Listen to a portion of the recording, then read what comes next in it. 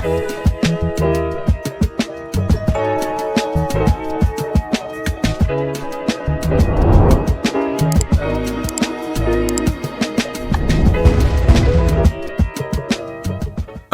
hey everybody, welcome to another episode of On the Wrist from Off the Cuff. Today we have another fun review for you guys from WM Watch, or Wrist Moment. They were recently rebranded from Welly Merck, so if you recognize that name, that is the same brand. And they are essentially an Asian OEM or ODM producer turned factory brand. And if you don't know what OEM is, it's original equipment manufacturer, or original design manufacturer in terms of the ODM. So, you know, when there are these smaller micro brands and even larger brands, and they source anything out to particular factories, essentially you have those capabilities with larger brands, and, you know, essentially they're going to buy more inventory so they can make their prices lower, because then they can take advantage of the economies of scale while a smaller brand wouldn't. Now, here's where it's interesting for these quote-unquote factory brands, is that they already have the economies of scale because they're producing so much for other brands. So they're able to really, I mean, when they cut down the middleman, they really cut out the middleman, and they can offer some insane price points. Now, in terms of type of watch, this is a dive watch, some key characteristics and design language you're looking for a diver. Of course, you want to find something that is water resistance, typically with some type of screw down crown. You want to find something that's tough, legible, with a dive time bezel, and a diver's extension is always nice if on bracelet. This watch actually doesn't have a lot of those features, even though it looks like it does, and I think it's a great example of, unfortunately, sometimes just because of how ambitious or complex something is on these, you know, the bullet points of the spec sheet, it doesn't always mean that the execution is going to be to a higher level of a watch that is more simple, but could be executed much tighter in terms of its tolerances.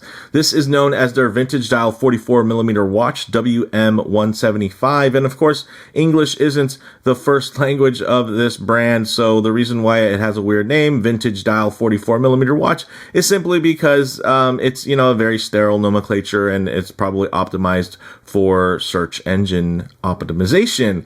So this is essentially a very clear homage to the $11,000 SLGA001 spring drive 600-meter diver from Grand Seiko. And at full price, it goes for about $210 direct, or the current sale price is listed at just $113.57. This was kindly sent in free of charge by the brand for this review, so big shout out to them for being quite brave in terms of sending it in. Of course, I'm a big fan of that particular Grand Seiko, so I'm very curious to see what the homages look like. I still think that, you know, the homage genre of watches are still very relevant in today's market, just because of how capable a lot of these smaller brands have since become. So with that long intro out of the way, let's go ahead, zoom the camera out, get this piece in hand, and take a closer look. Okay, guys, now, although I'm a big fan of this design, and I think at a glance, it definitely pulls off a whole lot of that aesthetic, it doesn't pull off the level of execution you would expect. Of course, you're getting the look of a Grand Seiko, but nowhere. I mean, I don't think anybody was expecting that. But I will say this, in terms of the QC here, it would be lacking even for just a regular Seiko. Like, if you had a Seiko Turtle that was executed to this level, you probably wouldn't be too thrilled about that. And, you know, that is a watch that goes for under $400. So, in terms of the, again, but this is like a $113 watch. So, there's going to be people that are going to be really still quite excited about what you get here. And depending on, again, where you are within your journey, this might still be a watch that you might consider. So, you know, of course, I'm going to kind of give it the full run in terms of the review here. So it has a 44mm diameter, and it's only 42.8mm across the bezel, so it is actually quite wearable.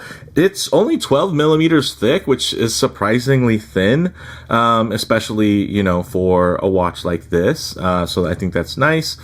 It has a 47.1mm lug to lug. It's 316L stainless steel. It's brushed and polished, and you can see it does have some pretty nice bevels on here. Let me just give it a quick wipe.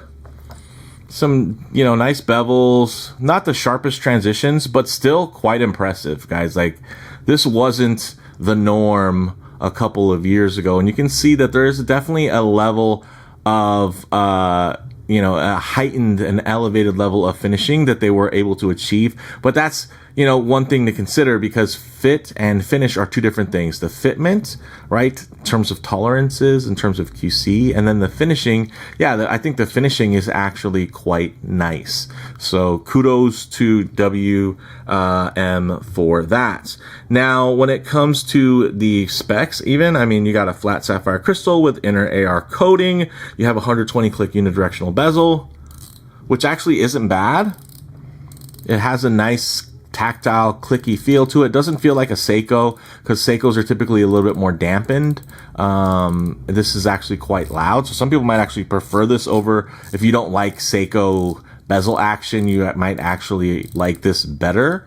There's a, you know, you can rock it a little bit, but it's not too bad. It's not like there's any lateral play or anything like that. But here's the first problem we'll get into. So if I line up the bezel to the end link, you can see that's about centered. It's slightly off, but, you know, I can rock it a little bit forward. But then if I look now at the dial, now the dial seems slightly offset. And I don't know how well that's going to pick up on camera, because honestly, there's a lot of parallax effect, and it's going to make things look out of line. So it can also make things look in line at certain angles. But I will say, to my eye off camera, this alignment looks much worse probably than it is right now for you guys. So for me, it feels like if I get the alignment correct on the, let's say the bezel, the teeth there, you know, now that's one click too far. But basically, if I align it with the lines here of the end link, and then I look at the dial, see, that's still a little pretty far off. I'll have to try to rock it. And there's enough play where I can kind of rock it forward. Then it hits the click. So it's, if you guys have had alignment issues on diver watches, which it happens. I mean, it happens with expensive Swiss watches as well. Like, you'd be surprised. Just a lot of people who spend a lot of money on those watches don't want to make a YouTube video complaining about it. They just want it to be fixed, right? They don't want to be embarrassed that they spent X amount of money on something that had issues. But like, look at that at this angle here, guys. So you saw it's a little bit more aligned on top there in terms of the teeth aligning, and then the bezel to the teeth. But then you look at it here and you can see that in terms of the alignment of that chapter ring and that 12 o'clock indice, it's a decent ways off. And you know, that's bothersome. Again, parallax effect, you will only really notice this and when you're looking straight on. I mean, otherwise, if it even was aligned, if you're looking at any other angles, it's going to be slightly off anyway, so that might not bother everyone. You know, it bothers me, you know, but I don't think it's a deal breaker necessarily. You could really play with this, but again, for me, it's because the dial's off and not the bezel. Like, you can realign a bezel insert, you know, but you know, it's a little bit tougher to align a dial, because then you got the date. So I mean, you could, there's the feet in there, you know, but then there's also the crown, which is nicely aligned with the 4 o'clock, which I like, right? And even the date window there, it's about to be covered by the minutes hand. There's a lot that I do like here, like the glossy dial, the overall finish looks good. Another thing, this is just a push-pull crown, which isn't the greatest. Like, it's still listed for 200 meters of water resistance, which, you know, as long as the crown is pushed in. I've seen other watches, you know, typically definitely a lot more expensive, that will still, you know, have 200 meters of water resistance with a push-pull crown. But typically it's just a little bit more of a trustworthy watch because those watches are more expensive. But But at the end of the day, as long as the crown's pushed in, you still should be good to go, even though it's not screwed in. It's not like the threads are actually what make it water resistant. It's, it helps the crown not get sheared off and then your watch floods. But it's more about making sure that your crown is down and it's engaging the seals that are in there, the rubber gaskets, right? So as long as it's pushed in, it's still engaged and it still should be water resistant. Now, another choice that I thought was odd here, guys, not the fact that they have a display case back, but the fact that they went with a Miyota movement instead of a Seiko movement in a watch that is, an homage to a Grand Seiko. And it'd be one thing if they went with like at least a 9000 series movement, because then you're getting that higher beat rate, which you can say, okay, Japanese movement, higher beat rate. That makes sense. Even the fact that they even were able to make it a nice amount thinner, but they went with the Miyota 8215. And luckily this one does have hacking, which is nice to have. 42-hour power reserve, 3 hertz sweep. So 21,600 vibrations per hour there, which isn't bad at all. But again, me personally, when it comes to this range of, 3 hertz movements, I would much rather have a Seiko NH series movement, just because I know how reliable they are and how shock resistant they are. These ones are definitely going to be on the cheaper side in terms of Miyota, but the fact that they added the hacking, they always had hand winding, but they added the hacking. Now the winding experience isn't quite as nice as the Seiko. It's going to be even grittier, but again, I just think that was just an odd choice in terms, but again, that's not, some people would want this to be, the highest spec at the minimum cost, and that is part of that. You want a hacking hand windable movement that's mechanical. This is going to be, the minimal cost option, with those specs. And then you get into the dial here, which I think is actually really nicely done. Gloss black dial, applied indices, date at 4 o'clock. Actually at 4 o'clock, not in between 5 and 6. It actually has a nice general alignment in terms of 4 o'clock. And then even with the crown being at 4 o'clock. And if you're a big Seiko fan, those are things that you can kind of pet peeve about. So it's nice to see somebody executing that. And ultimately, it has more to do with the scale of the watch than, somebody, a brand, they just messed up the alignment because it's, in this weird place. A lot of it has to do with, of course, with just the dimensions of the watch and if you can work everything out to align it at that size. Now, in terms of the lume, they're using Superluminova C3, so it actually should be glowing pretty good when we get to that. It does, again, it's still sporting 200 meters of water resistance, even though it just has a push-pull crown. 22 millimeter lug width, which isn't terrible. I think for this style of watch and how wide it is at 44 millimeters, although it wears better than a 44, 22 millimeters is absolutely fine. If anything, it is more proportional.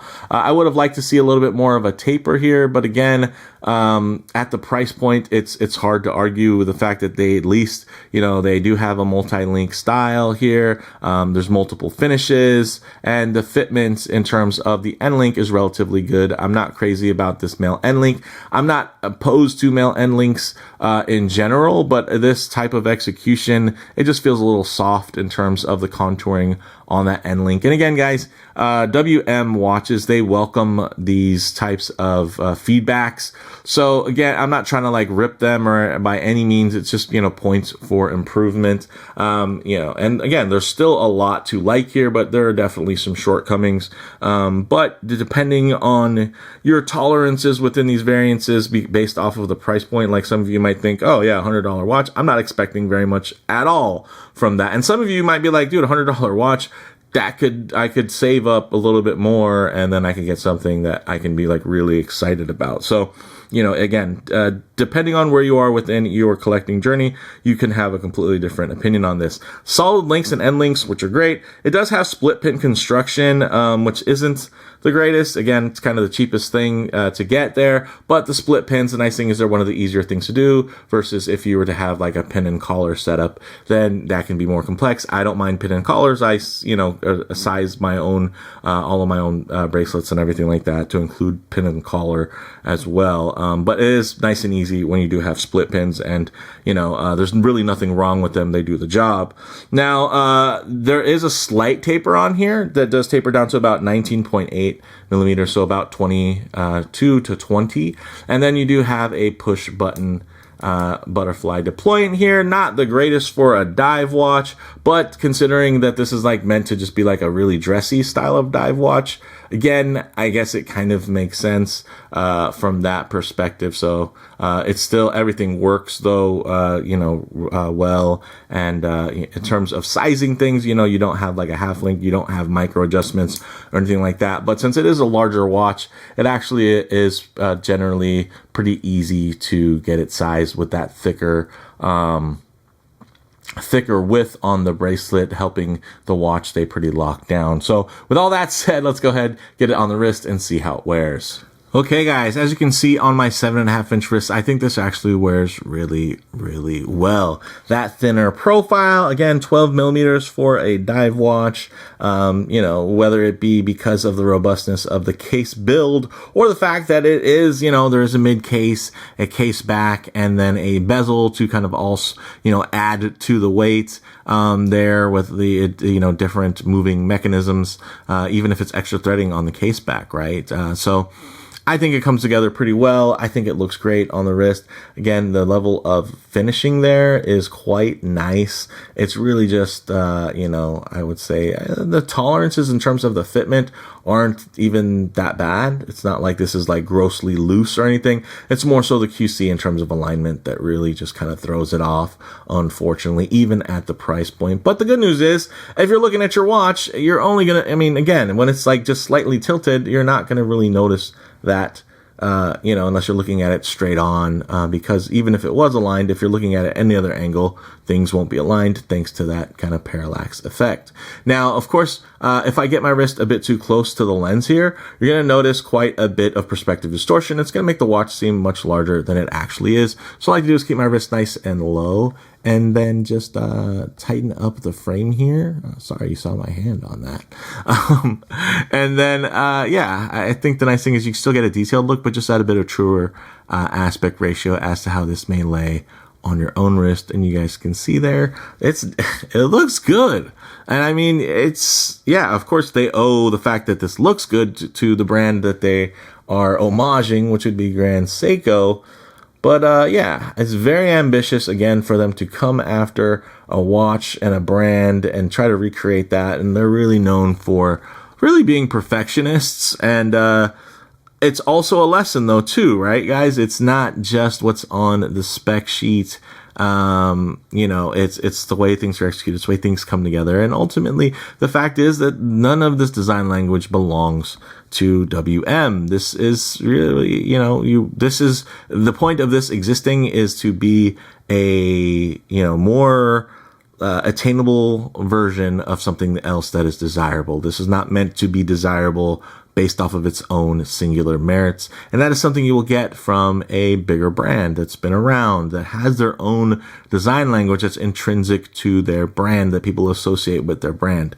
And, again, I have no problem with homage watches. I think, again, that they're very important in terms of, every collector's journey, in terms of getting fulfillment, understanding the differences, the different finishes, the different, within heritage, and just kind of understanding that there's so much nuance into watches beyond just spec sheets. And that's something that, on pretty much any review that I do, I talk about that, because I know that the comment section will be flooded of, you can have this, and that spec for $100 now. Why would I pay this much for this other brand? And it's like, well, there's a lot of reasons. One, if you want that actual product, then that's what you would have to do.